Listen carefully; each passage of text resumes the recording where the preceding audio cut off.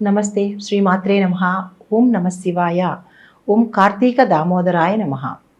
ఇప్పుడు మనం 11వ అధ్యాయంలోకి ప్రవేశించాము. 11వ అధ్యాయము దీపదాన మహిమ. దాని ద్వారా మందరుడి కథను చెప్పుకోబోతున్నాము. అయితే వశిష్ఠ మహర్షి జనక మహారాజుతో ఈ విధంగా చెప్తున్నాడు. ఏమని అంటే, మహారాజా, కార్తీక మాస వ్రతమహత్యాన్ని, దాని వ్రతమహత్యం గురించి కానీ కథలు కానీ మనం ఎంత చెప్పుకున్నా ఎంత చెప్పినా కానీ అది తనివి తీరటం లేదు. ఎంత విన్నా ఇంకా వినాలని అనిపిస్తోంది. చెప్పే కొద్దీ ఇంకా గొప్ప విశేషాన్ని కలిగిస్తోంది. తర్వాత ఇవన్నీ ఇంకా ఇంకా వినాలి మీ నోటి వెంట అనే ఆనందం కలుగుతోంది నాకు. ఈ మాసం యొక్క గొప్పతనం అంత గొప్పది కాబట్టి నాకు అడగాలని ఉత్సాహము, వినాలని సంతోషము కలుగుతోంది మహర్షి అని జనక మహారాజు చెప్తున్నారు. అయితే ఇంకా ఏమైనా విశేషాలు ఉన్నాయా అనే విషయాలు కూడా మాకు వివరించండి అని జనక మహారాజు వశిష్ఠుల వారిని అడిగారు. అయితే దానికి వశిష్ఠుల వారు ఏం చెప్తున్నారంటే, కార్తీక మాసంలో శ్రీమన్నారాయణుని విష్ణుమూర్తిని అవిసి పూలతో కనుక పూజించిన వారికి చాంద్రాయణ వ్రతం చేసినంత ఫలితం కలుగుతుందంట. అంటే అవిసి పూలతో శ్రీమన్నారాయణుని కనుక మనం ఈ కార్తీక మాసంలో పూజించినట్టయితే చాంద్రాయణ వ్రతం చేసినంత మహత్యము, ఆ వ్రతం చేస్తే ఎంతటి ఫలితం వస్తుందో అంతటి ఫలితము, అంతటి పుణ్యము మనకి కలుగుతుందన్నమాట.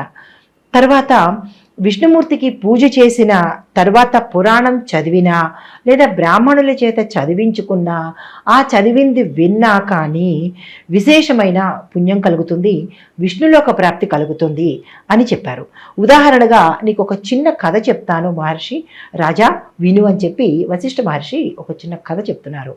ఆ కథ ఏంటంటే, పూర్వం కళింగ దేశంలో మందరుడు అనే బ్రాహ్మణుడు ఉండేవాడు. అతడు వృత్తిరీత్యా వంటలు చేసుకుంటూ ఆ వంటలు చేసిన ఇళ్లల్లోనే భోజనం చేస్తూ కాలం గడుపుతూ ఉండేవాడు. అయితే ఈ క్రమంలో మద్యానికి అతను అలవాటు పడ్డాడనమాట. అలవాటు పడడమే కాకుండా చెడ్డ స్నేహాలు, మద్యం అలవాటైంది అంటే ఇంకా తర్వాత ఏమిటి, చెడ్డ స్నేహాలు మొదలైనవి అనమాట. చెడ్డ స్నేహాలతో ఆగారా, ఇంకా చెడు పనులు, ఇలా ఒకదాని తర్వాత ఒకటి అతను చేస్తూ భ్రష్టు పట్టేశాడనమాట. అయితే సాంప్రదాయాల్ని పూర్తిగా వదిలేశాడు, దైవారాధన వదిలేశాడు. ఇవన్నీ ఇవన్నీ చెడు పనులు చేస్తూ, చెడు స్నేహాలు చేస్తూ, బ్రాహ్మణ ఆచారాన్ని భ్రష్టు పట్టించేస్తూ ఇలా తిరుగుతూ ఉన్నా కూడా అతని భార్య ఉత్తమ ఇల్లాలన్నమాట. ఆమె ఏం చేసేది, అతని భార్య పేరు సుశీల. చాలా మంచి ఇల్లాలు. భర్త చేసే పనులకు ఏమీ ఎదురు చెప్పేది కాదనమాట. పల్లెత్తు మాట కూడా ఎప్పుడు అని ఎరగదు. అయితే అతడికి పైగా అతనికి అన్ని రకాల సేవలు చేస్తూ ఉండేదనమాట.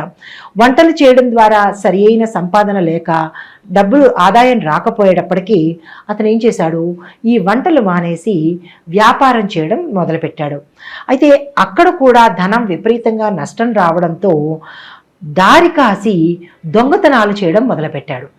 అయితే ఈ దొంగతనాలు చేయడంలో మంచి దిట్ట అయిపోయాడు, ఎక్స్పర్ట్ అయిపోయాడు అనమాట. ఈ దొంగతనాలు చేయడంలో ఒకరోజు ఏం చేశాడు, ఒక అడవి కాసి, అంటే అడవిలోకి వెళ్ళి దారి కాసి అటుగా వెళ్తున్న బ్రాహ్మణుణ్ణి కొట్టి భయపెట్టి అతని దగ్గర వస్తువులన్నీ స్వాధీనం చేసుకున్నాడు.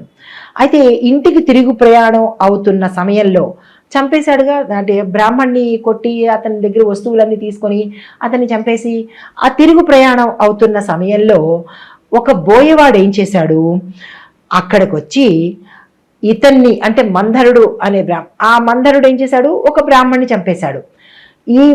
చంపేసి తిరిగి వస్తున్న ఈ మందరుణ్ణి ఒక బోయవాడు కూడా చంపేశాడు.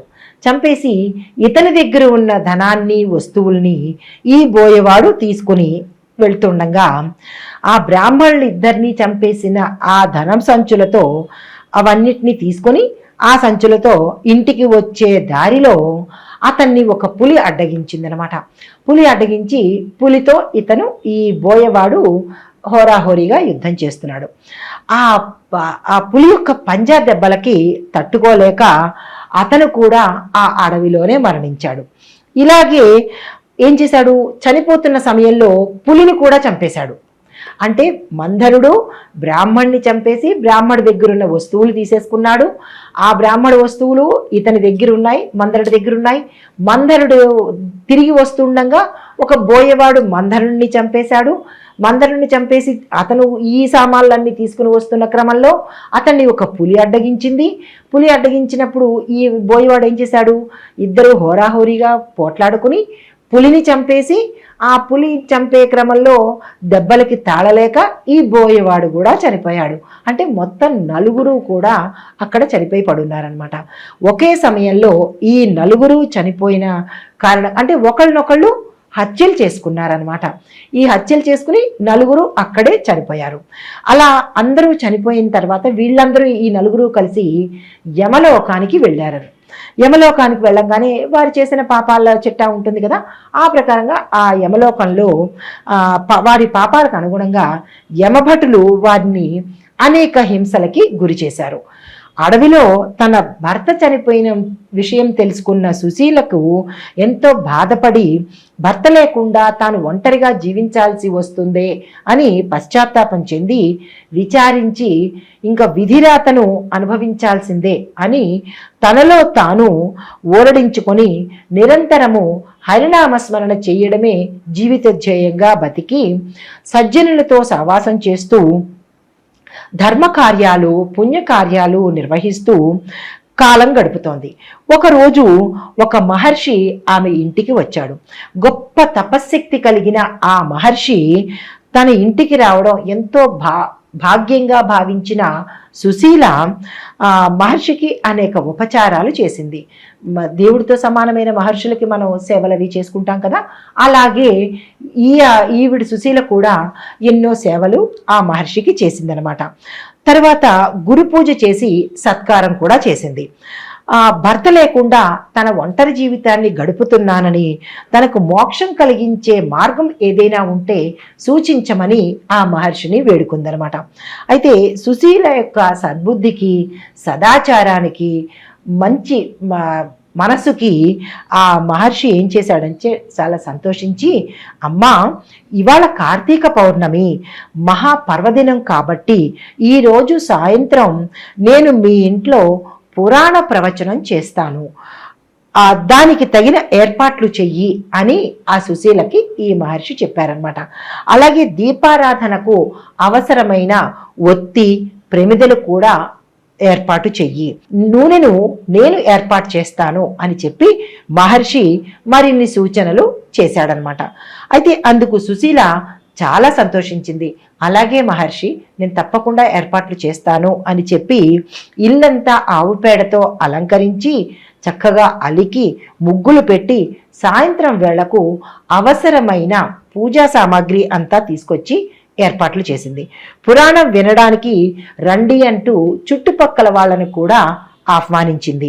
దీపారాధనకు అవసరమైన ఒత్తి, ప్రమిద, పసుపు, కుంకుమ, పువ్వులు ఇలాంటివన్నీ తీసుకొచ్చి పెట్టింది.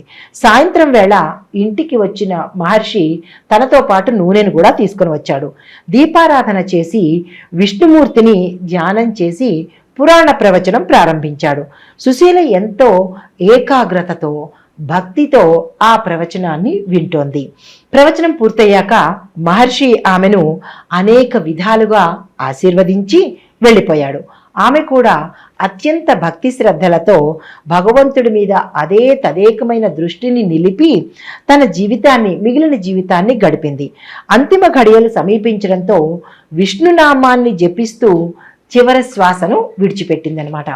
అయితే ఆమె చేసిన పుణ్యాలకు ఫలితంగా విష్ణుదూతలు ఆమెను విష్ణులోకానికి తీసుకెళ్ళడానికి వచ్చారనమాట.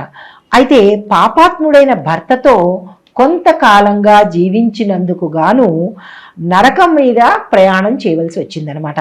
అయితే ఒక్క క్షణం అక్కడ పాపాలను చూడాల్సి వచ్చింది.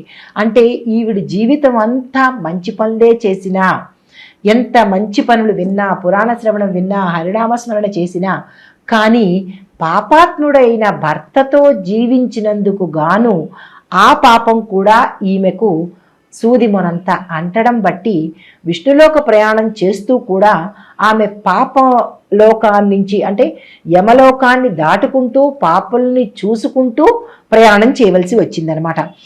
నరకం చేరగానే అక్కడ అనేక శిక్షలు పడుతూ బాధలు పడుతూ తన భర్తను చూసి అంటే యమలోకంలోకి వస్తూ తన భర్త అక్కడ కనిపించగానే ఆయన పడే బాధలను ఈమె చూసిందనమాట.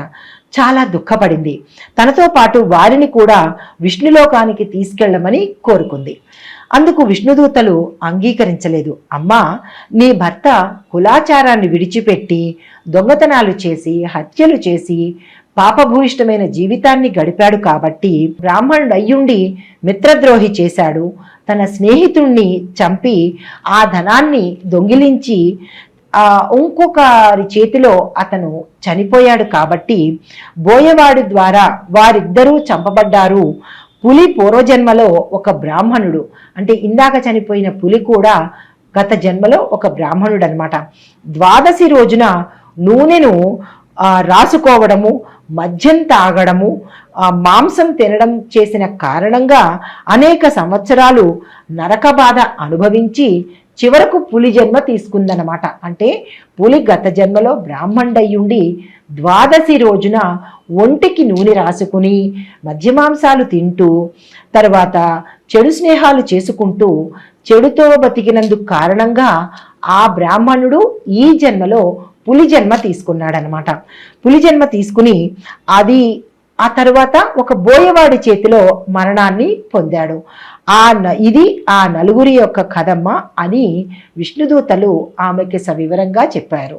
అయితే ఏం చేసినట్లయితే వారికి పుణ్యగతులు కలుగుతాయి మహానుభావ అని ఈ సుశీల వారిని అడిగిందనమాట.